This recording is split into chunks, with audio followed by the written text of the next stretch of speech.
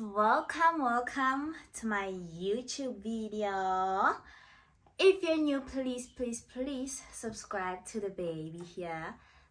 Like, join the family, guys. Just press that subscribe button, like, share my channel, expose your friends to me.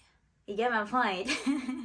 Or expose me to your friends. Alright, and if you are a returning subscriber, welcome back, baby.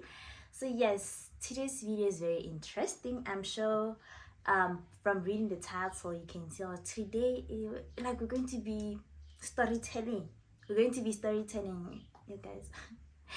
And the story is just, every time I think about what happened, you guys, the trauma, oh man, I just feel like crying. I feel stupid.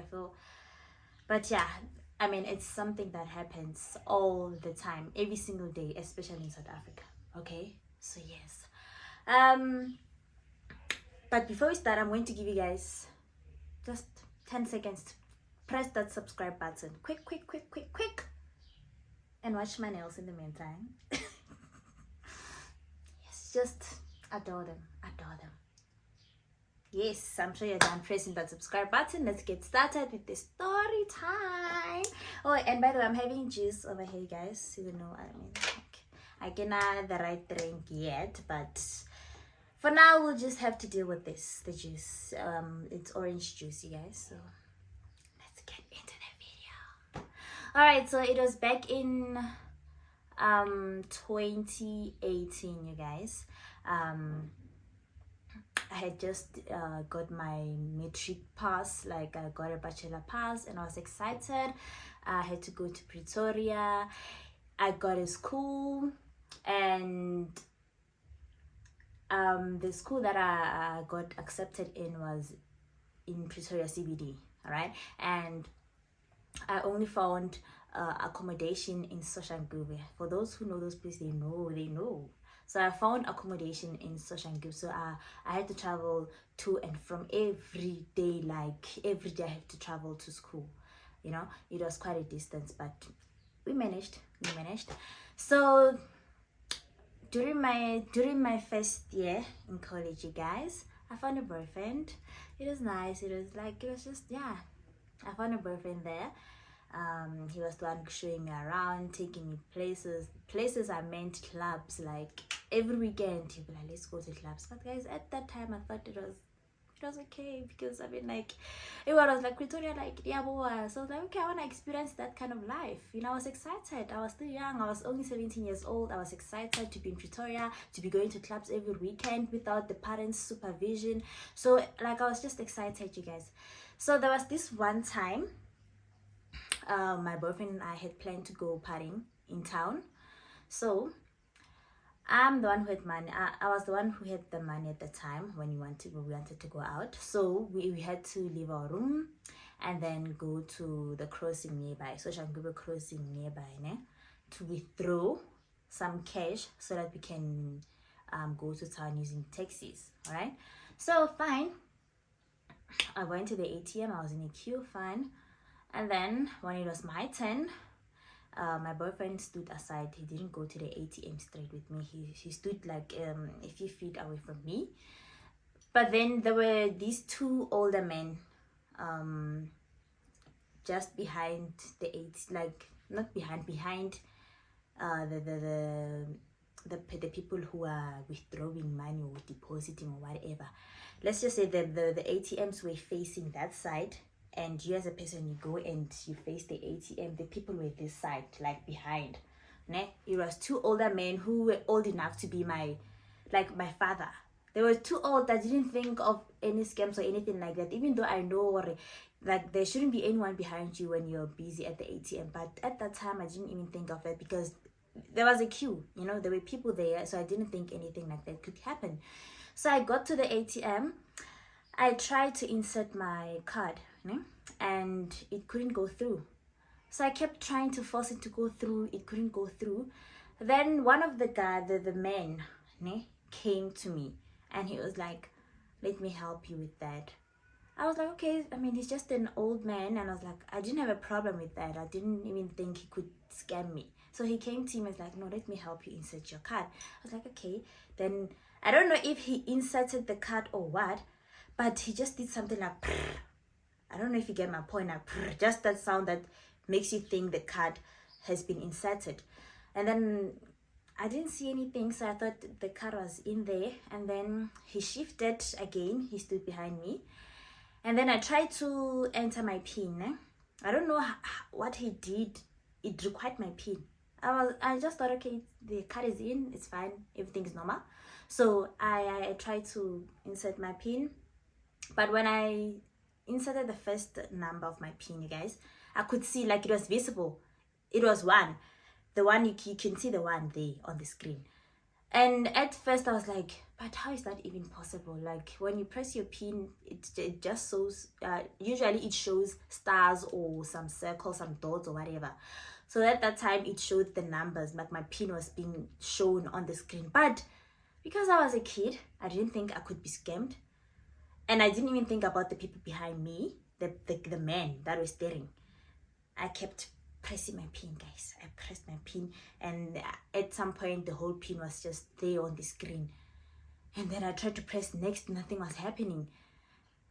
After a few minutes, I tried to look at the one of the men disappeared. The one who was helping me insert the card, he moved away. One stayed right there. I guess it was to make sure that I didn't move or do anything. So he stayed there, and I tried to press next, nothing happened. I canceled, fine. I can usually, when you cancel a transaction, I think the card comes back out. So it didn't come back out. I tried to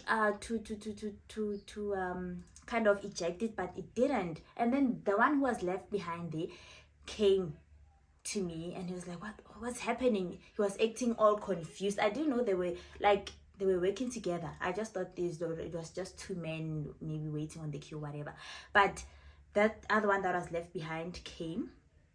And then I think it was just to delay me from doing anything, making me believe he was gonna help me. So he was there like, what's happening, my daughter? What's happening? Like, where is your card? Okay, let's try to take it out. He starts pressing that machine, the ATM there, pressing it. And then it opens up. When it opens up, there's a 20 rand there. I was like, a 20 rand? I need my money. I tried to withdraw money here, but then this 20 rand is not even mine. I think it was for the man behind who came here first. And then I was like, where is he? Because I don't think he gave me my card back. And now I started to think, my mind started to come back now. I was like, no, man, I don't think this man gave me my card back. I don't think he even inserted it. Then I tried to tell my boyfriend, babe, please, run after that man. Run after him. He took my card. And he was also confused. So he ran, but didn't run like the way I wanted him to run. You know what I mean? He was just like slowly running after him. I was like, babe, please. And then he was like, well, that guy says he didn't take your card, blah, blah, blah, blah, blah. I started to panic now. I ran. There was a branch just close by. Okay? So we shifted there. I didn't know whether to leave the ATM because like something kept telling me, what if you leave and your money comes out while you're gone already or whatever. I kept thinking, maybe I shouldn't go now, maybe I should go. So I was panicking, but my boyfriend was like, no, let's go. So I ran with my boyfriend. We ran, my then boyfriend, guys, my ex, okay. So we ran to the branch. When we got there, I didn't even, I explained to them what happened. They took me straight to the consultant. I tried explaining. I was like, no, let's be quick. And then, I pressed it.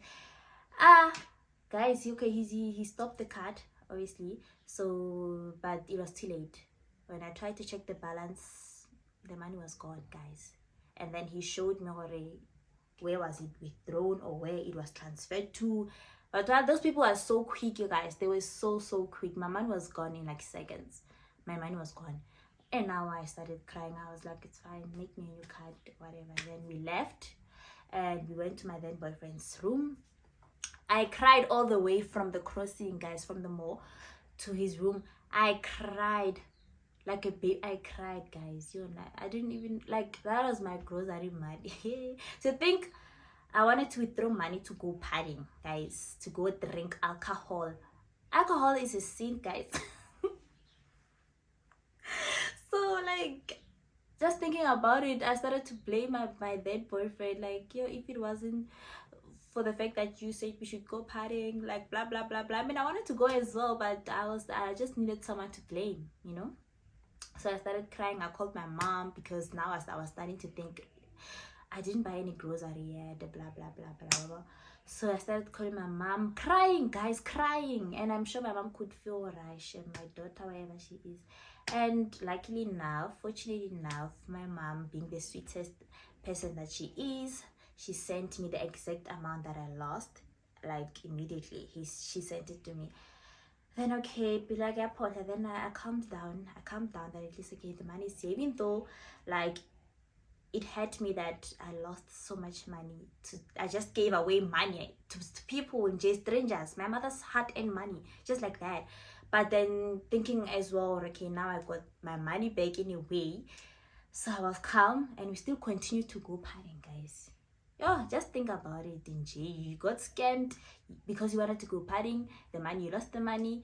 You ask for more money, you get it back, and you still continue to go partying. I mean, if it was someone who's normally in the head, I mean, I wouldn't even want to go there. I would have just stayed home and relax and just absorb or whatever, and just let everything sink in that happened that day. But I'm just trying to show you guys, just trying to raise awareness out there that ATM scams are real, you guys. They are real. Like I don't know what happens, because usually when you're at the ATM and these people are going to, and there are people trying to scam you, won't even think about anything like that. When you just think, alright, you know, this sharp, you're just going to like, yo, I don't know what they do to you guys. You lose your focus. You think you can give them your pin, literally. You can just give them your pin just like that. You can give them your money just like that, and their mind will only come back after a few minutes. So I'm just trying to raise awareness. So be careful when you're at the ATM. Make sure there is nobody behind you. And immediately when you get to the ATM, before you use it, press cancel or correction or whatever. Just press it continuously before you can insert your card or whatever.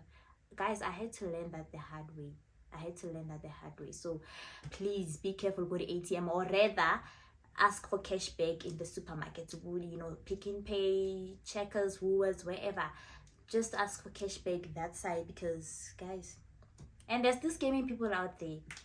More the ATM ish. I would say the use of ATMs nowadays is just, I mean, there are more advanced features that we can use to withdraw, to get money. You know, go into the supermarket, or rather, I don't know, try to swipe or whatever. If you need cash, go into the shop, ask for cash back, they'll give it to you. The ATM, guys, no, please be careful.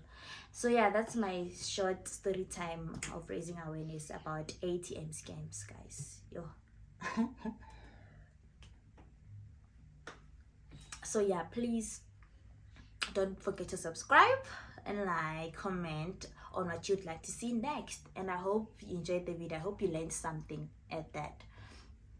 Yes, so please like, share my video, guys, comment, okay? And I love you guys so much. Thank you so much for watching up until this point, up until the end. I love you guys so much, and that will be the end of the video, the story time.